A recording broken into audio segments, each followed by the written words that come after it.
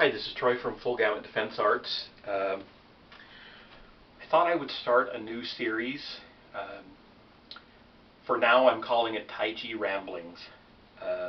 We'll just see how it goes. There's no plan for this series. I just want to choose a topic and kind of go over it. Some specific thing from the Hunyuan. It applies to other styles, but I'm specifically talking about Hunyuan. So I don't know how often I'll do these videos. Kind of depends on the response I get, if any. So anyway, with that, here's volume 1 of Taiji Ramblings. And I decided, by the way, I have notes on a whiteboard over here because I don't want to miss anything. I thought I would start off with the 5 bows. So most of you should have heard about the 5 bows, I hope. We're referring obviously to the bows in the arms, the bows in the legs, and the bow in the body. Okay. There are some different schools of thought on some of this, obviously, even within Hunyuan. So do what your teacher tells you to. If you think it's okay to ask them about what I have to say here. So I will start with the arms. And I kind of have my own way of explaining the bows in the arms that may be a little different. I actually consider there to be 3 bows in the arms. Since we are based on Chen style in the Hunyuan system, we have the Chen style bow. Okay, the palm is not turned out; it's at an angle, but for brevity, palm turned out. We have what I call that a forward bow. We have what I call a reverse bow, which is more like the Yang style. The palm is turned in towards the body, not straight in, but at an angle. And then we have what I call a short bow, which is basically the long bow, or the forward bow or the reverse bow, but with the wrist relaxed. Okay, just depend. There are 2 different versions of it, but I just consider them both short bows. Okay, so the bow in the arm, starting with the forward bow, and I'm just going to get into Mabu, horse stance here. I'm weighted right, and fingertips are at center line, especially index and thumb are at center line for this exercise. Okay, the elbow is down. I actually have a little indentation at the top in between the muscles. The elbow is down below the shoulder and the wrist. Okay. Palm is turned out at a bit of an angle. Okay. It's not all the way out. You see that raises the elbow. It's not all the way down. It's at an angle. The fingers are pointed up at the angle. Okay. So this is the bow in the arm. Now, one of the things that I find tells me when I have a good bow is that I find that I feel a line all the way down the arm to the end of the pinky and the index finger from the base of the skull. I believe that's called the mastoid process, but don't quote me on that. It's been a long time since I took anatomy and physiology. Okay? But if it's correct, you should feel a solid line all the way there. It's not from being tense. Okay? It's from being connected and aligned. Okay? If you only feel it through this part of the arm, but then it stops above the elbow, you're probably tense there, or you're raising the elbow, or you're doing something at the shoulder. Okay? But look for that line. To me, it really helps. The same thing applies for the reverse bow. Okay, and that is basically everything applies. Again, fingertips are at center line for this particular exercise. Ring finger and pinky finger are at center line. Palm is turned up at exactly the same angle as we were for the forward bow. The reverse bow is the same angle. So I'm holding the angle with my left hand so you could see they're the same. Okay? So thumb is up. Okay? At that angle, still have that dimple in the top of the shoulder. Elbow is still below wrist and shoulder. And now I have the line all the way down to the thumb and the index finger. Whereas here it was little finger and ring finger. Okay? That is the bow. Now, I'll go over the short bow, and then I have an exercise to show you. Okay? So basically, if I'm going from a forward bow, okay, and I want to make a short bow, I just relax the wrist. But I start off here, I have that line all the way up, and then relax. Now the line stops here. And we do use this in our forms. You'll notice from single whip, when we draw back, we come forward, step. We use a short bow, and we come forward into a reverse bow and a forward bow. Okay. Here. Okay. Now, one thing I forgot to mention earlier, the bow, okay, whether it's a forward bow, a reverse bow, or a short bow. The angle of the elbow is important, but it can vary. So, obviously we don't want a straight arm, okay? And we don't want a 90-degree arm. So if this is 180 and this is 90, this angle, okay, what we're aiming for is halfway between, which is about 130-ish, okay, 180 minus 50, 90 plus 50, okay. So about 130-degree angle, and the reasoning behind that, in my opinion, is that the muscles, when they're contracted, are at their strongest, but when they're at their full extension, they're at their weakest. So here, the bicep is contracted almost completely, and it's really strong, but the tricep is really weak because it's extended almost fully. So if I come to that 130-degree angle, I am at my strongest. I'm in that midpoint for both the triceps and the bicep. Okay. And it applies to short bow from reverse, okay, short bow from forward. It's that 130-degree angle. But there are times we'll come up, we'll pong up from, and I'm inside that 130, but I'm not at a 90. I've come into, 110 degrees. So it's still beyond 90 degrees. Okay. So I just wanted to point that out.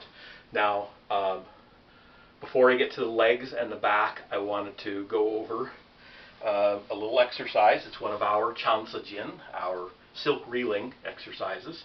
Okay. I do it a little differently, purely to practice keeping the bow in the arm throughout the movement. So, if we start off here where we've been, I'm weighted left at this point because I want to shift and turn to the right. And I'm just keeping that bow. The bow is moving with the body. Fingertips are still at center line until I reach elbow-knee alignment on the right side. Now, sinking shoulder, elbow, wrist in that order, Shoulder starts it. It draws the elbow down, draws the wrist down. Okay? I'm still maintaining that bow, you can see. And now the elbow starts to come in towards the ribs. Okay? At that point, I'm turning even more to the right because now the hand is back at center line. It was out here. It comes out of center line a little bit. I sink and turn back so that it's at center line. Now when I come across, I'm scooping and I'm turning this into a reverse bow. Okay, here I shift and turn.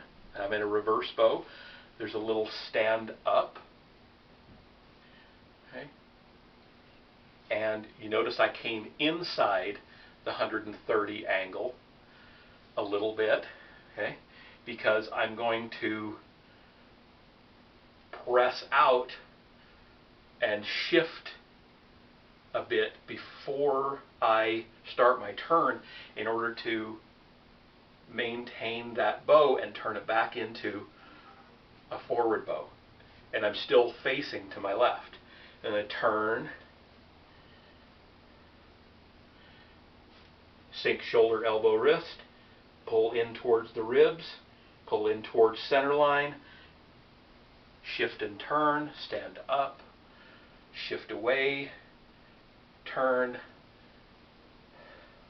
Okay.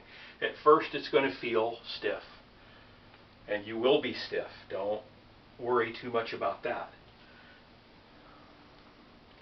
And I'm not saying you have to do your chansa in this way. This is just an exercise to work on maintaining the bow throughout the movement, and that's just a good illustration of it.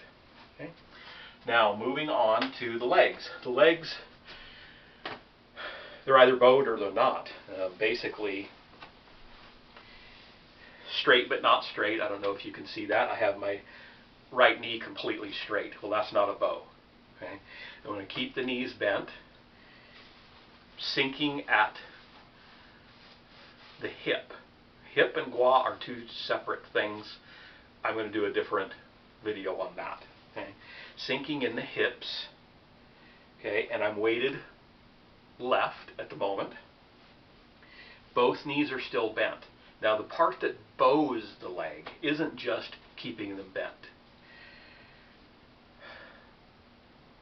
You're going to feel like your knee is twisting out, not collapsing in, but twisting out. Okay? Don't twist it out and hurt yourself. You want the feeling of it twisting out. Now at the same time, you want, especially the big toe of the foot, to feel like it's pressing in and down. Okay? So you get this kind of a ringing motion, or feeling I should say, in the leg. Okay? So the toe feels like it's pushing in and down, the knee feels like it's pushing out, twisting out. Okay? Even when I shift to the other side, the knee should still have that outward twisting feeling, not letting it collapse in like it is now. It should still be out. Okay? So you may need to adjust the angle of your feet a little bit. 45s may be too much. You may want to come inside of that a little bit so that you can utilize the gua and keep that outward twisting feeling. Again, I have to say feeling, not motion, but feeling of twisting out. Okay? Otherwise, you will hurt your knees, and you don't want to do that. It's a very common injury in Taiji. So, knee feels like it's pressing out. Knee feels like it's pressing out. But the toe doesn't lift. I don't let the weight go to the outside of the foot. The toe has to press down and in. Okay? And that is a motion. You want that toe to press down and in. Okay? But that is keeping the bows in the legs throughout this particular motion. Okay? Now, the bow in the back. This is one where there are two schools of thought. One I agree with, one I don't. I've been taught both. One, I'll tell you about the one I disagree with first. That is that the bow in the back is across the shoulders. Well, we already have that in our Taiji classics where it says to sink the chest and round the back. Okay? This is what they're talking about. We don't want to go out around with our chest sticking out, right? We're just relaxing the chest, the back rounds, and we already have bows in the arms which really sort of extend to the spine in that. That's why I disagree with it. I just don't think that that's really explaining what should be going on with this, with the back. When I think of the back, I don't think about across the shoulders, I think about the spine. And that is the other school. The bow should be basically from Baihui, the crown of the head, which is not at the center top. It's back here.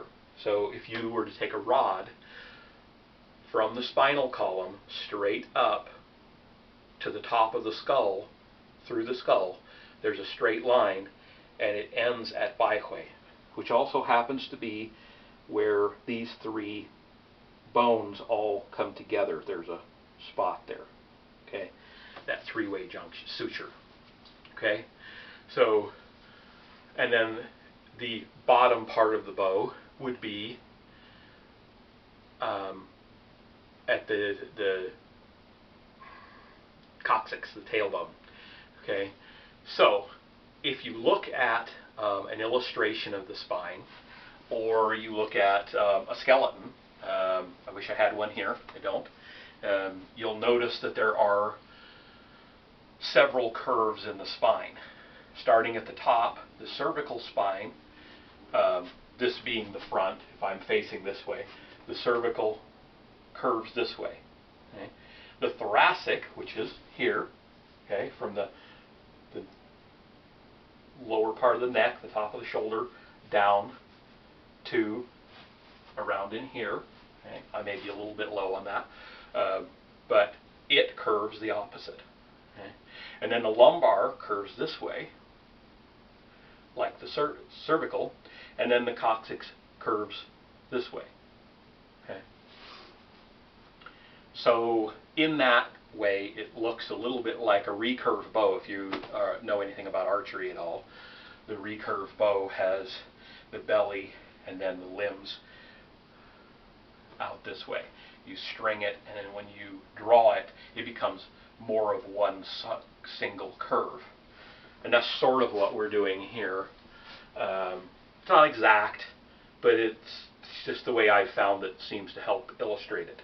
That when I stand with my head as though suspended from above, like the classics say, I'm straightening out some of this cervical spine curvature. Okay? And when I tuck the tailbone, I'm taking out some of the lumbar curvature. Okay? So there I have drawn the bow, so to speak. Okay? Now, the spine bends, obviously, in several different directions, and we want that to happen in our Tai Chi, but in a controlled manner. So we fold the body, and there are two different ways to fold the body. I could probably do a whole video on it, and maybe I will later, but briefly, we either fold between the pelvis and the abdomen. I don't know how well you'll be able to see this. My hands are touching, and then I'm going to fold and unfold. This is basically a rocking of the pelvis up and down that causes a folding here at the waist and an unfolding. Okay, without sticking my butt out, I can fold up to take out even more of that curvature in the lumbar, or I can relax and unfold and go back to that tailbone tucked. Okay. The other version of that is that we fold more at the diaphragm. So abdomen, and then above the diaphragm on the chest, I'm folding here, unfolding. Okay. So this is causing more of a curvature in the thoracic part of the spine, and then straightening it out. Different schools of thought, different internal arts teach it differently. I tend to work on folding at the waist because it's the harder one to accomplish consistently throughout your form. This one's easy. We can all do that. We can all slouch, and we can all stand up. So that's easy. We all know how to do that. But this one is harder. Okay. I think it's actually supposed to be a combination of the two. When we fold, it should be almost accordion-like, and we come back up without throwing the chest out, without curving the lumbar. So we exaggerate this curvature forward, and then we straighten up in certain techniques, especially where we're doing kind of fajing type movements,